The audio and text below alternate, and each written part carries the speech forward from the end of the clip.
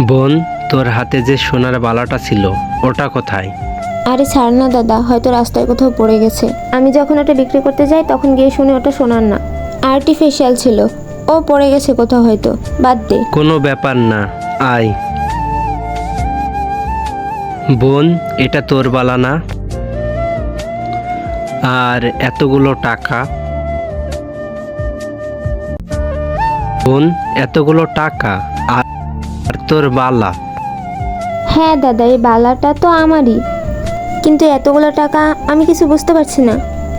বোন, আমার মনে হয় স্বয়ং ভগবান আমাদের সাহায্য করেছে রে। বোন, আমার মনে হয় কোনো ভালো মানুষ আমাদের টাকাগুলো দিয়ে গেছে রে। আর দেখ, তোর বালাটাও দিয়ে গেছে। এই টাকাগুলো দিয়ে আবার তোকে কলেজে ভর্তি করিয়ে দেব।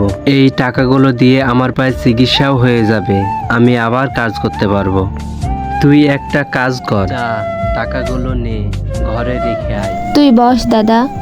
আমাদের ভিডিওগুলো ভালো লাগলে অবশ্যই একটা লাইক করবেন এবং চ্যানেলটা সাবস্ক্রাইব করে দিবেন।